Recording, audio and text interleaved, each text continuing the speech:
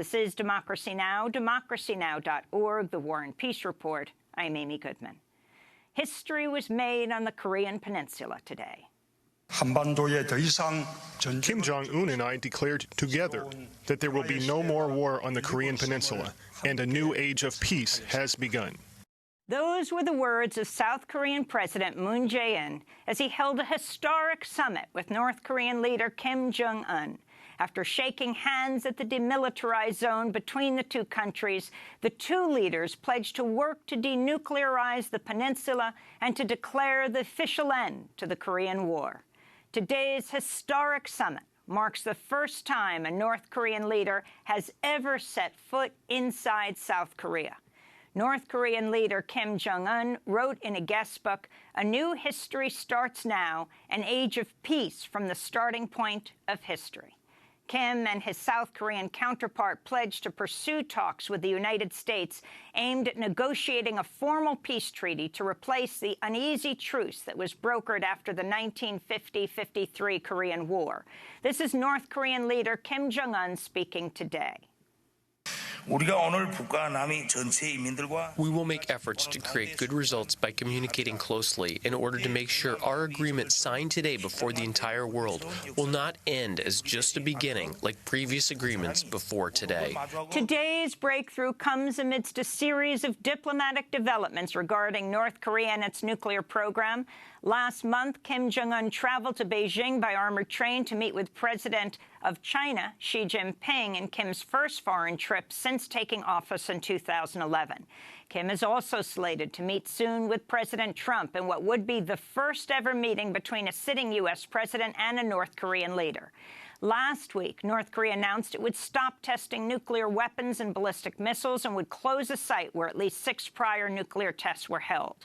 This is South Korean President Moon Jae-in speaking today. It is very significant that North Korea took a measure of freezing nuclear first. It will be a valuable beginning for the complete denuclearization on the Korean Peninsula. I clearly declare that the South and North will closely cooperate for the complete denuclearization. This morning, after President Trump tweeted against James Comey once again, he then tweeted, "Korean War to end, the United States and all of its great people should be very proud of what is now taking place in Korea," unquote. We go right now to Hawaii, where we're joined by retired U.S. Army Colonel, former State Department diplomat Ann Wright. She's a member of Women Cross DMZ, a group of international peacemakers who've been calling for an end to the Korean War. Ann Wright, talk about your response to what's just taken place on the Korean Peninsula. Did you ever think you'd see this day? Holy smoke, no. This is just really remarkable. The last 12 hours have just stunned everyone of the incredible work that's been done by the South Korean government with the North Korean government. And for them to have been able to come out with a communique, an agreement that is stunning, that has, I mean, I couldn't have written it any better. If what all of the wants that we of the world who want peace for the Korean Peninsula who could have written everything down, we couldn't have added anything more to what they've come up with. It's really a beautiful, beautiful agreement, worked very hard by both governments, and I certainly hope the United States government will agree with all parts of it, and that indeed the people of Korea will finally have peace on their peninsula. As you mentioned, this really has been pushed forward by the South Korean president, Moon Jae-in. He campaigned on this, and he has pushed very hard for this meeting. What is actually in the document that they signed, from the economy to denuclearization?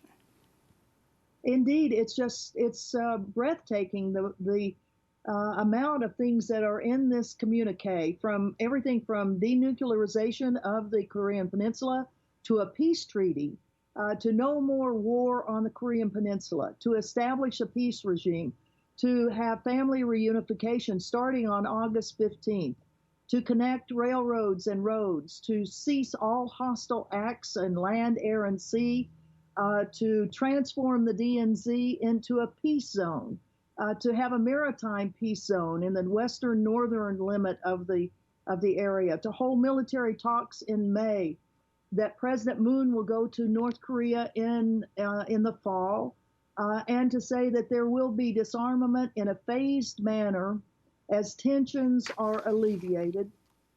So it's a really beautiful, beautiful document that will require a lot of work, that's for sure, a lot of commitment to make sure that this doesn't get derailed in any way, but it's really a very comprehensive statement of peace for the Korean Peninsula. Now, you're a retired U.S. Army colonel.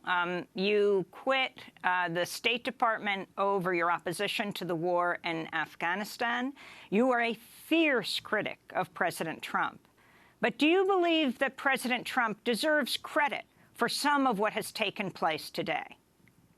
Absolutely. 99% of the things that President Trump is doing, I don't agree with. But even when he was running for office, when he said, I will talk to people, I will talk to Kim Jong-un, it was like, well, that's a very good statement. And indeed, he's followed through saying that he will. And I certainly hope that they do have a very good summit in late May or in June. It's very important that the United States follow through with what the South Korean government and the North Korean government have done. And I certainly wish President Trump goodwill for this. And I wish him goodwill if he would approach other aspects of our globe for peace, for the better environment, for keeping our planet safe for everyone. But yes, he deserves a little bit of credit for this, and I'll give it to him. As the Korean leaders embraced each other on the demilitarized zone, the White House released the photograph of Mike Pompeo, who was Secretary of State nominee at the time. He has been approved. And Kim Jong-un in that secret Easter Day meeting. The significance of that, Ann Wright.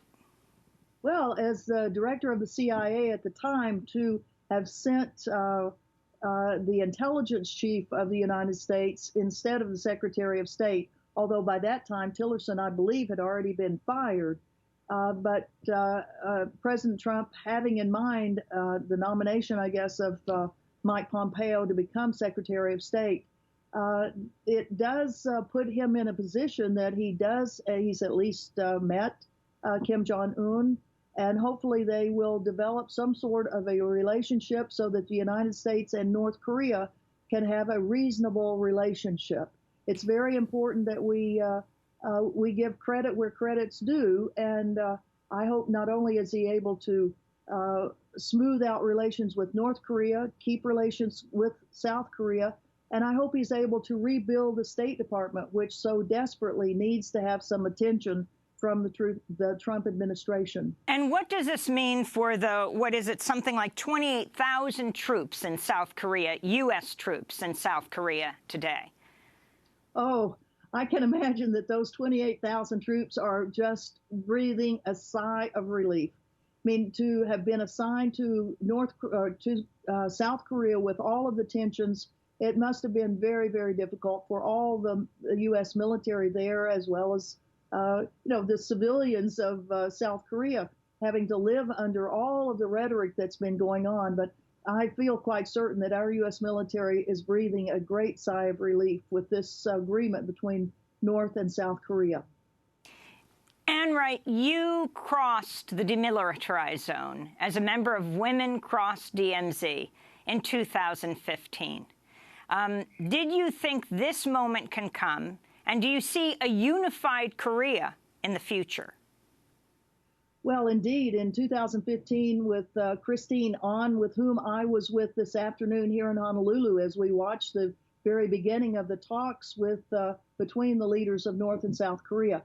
And of course, this has been our dream, not just Women Cross the DMZ, but all the people that have been working on the issues of the Korean Peninsula for decades. And indeed, it's a remarkable occurrence today that our dreams are really coming true. if this agreement is implemented in the way that it is written, it will really provide such a relief to both the people of North Korea and South Korea that they don't have to live under the threat of potential military action, that indeed there can be cooperation on economic areas that will help North Korea. I mean, the people in North Korea are not dummies. They are very smart people, and I think they will be able to use this opportunity very, very well to increase their standard of living, and the family reunification part of this, that the people of the Korean Peninsula who were artificially divided in 1945, that indeed they will be able to resume family relationships, and that the Korean Peninsula will become a safe place, a place of peace for the world. We are currently showing live footage of the two leaders, South and North Korea, as they hold hands, continue to embrace each other. Do you think, Ann Wright, that the crippling sanctions that President Trump imposed against North Korea drove Kim Jong-un to this point? And what do you think we could see if North Korea is opened up?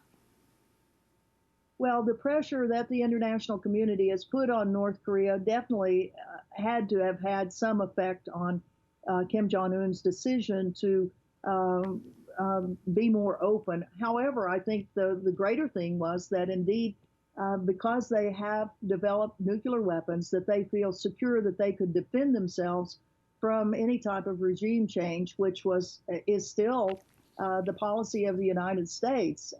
Although hopefully by the tweet that President Trump did this morning, regime change is no longer our policy. But I think between the confidence that Kim Jong-un had because of the nuclear program and the increased sanctions that had to be hurting, those things combined put him in a position that, okay, let's deal with the West. And I think he's dealing very well with it. And the numbers of, or the amount of natural resources that they have in North Korea, the intelligence of the people of North Korea. I mean, with all the sanctions and all the things that the international community have done to them, they still developed nuclear weapons. They still put, they developed ICBMs. They put satellites into space. I mean, it's not like under all those sanctions that they were just totally crippled. They are very smart people, and I think with a little bit of a chance that we will see remarkable things happening for the people of North Korea. Well, Ann Wright, I want to thank you for being with us, retired U.S. Army Colonel, a member of Women Cross DMZ, speaking to us from Hawaii today about this historic development on the Korean Peninsula, the meeting of the South and North Korean leaders across the DMZ. We will continue to cover this. Tune in next week and over the weekend for the latest developments at democracynow.org. This is Democracy Now! When we come back, we go to Capitol Hill, where the EPA administrator, Scott Pruitt, who many say has rolled back environmental regulations to an extent we have not seen in decades, was grilled on Capitol Hill. Stay with us.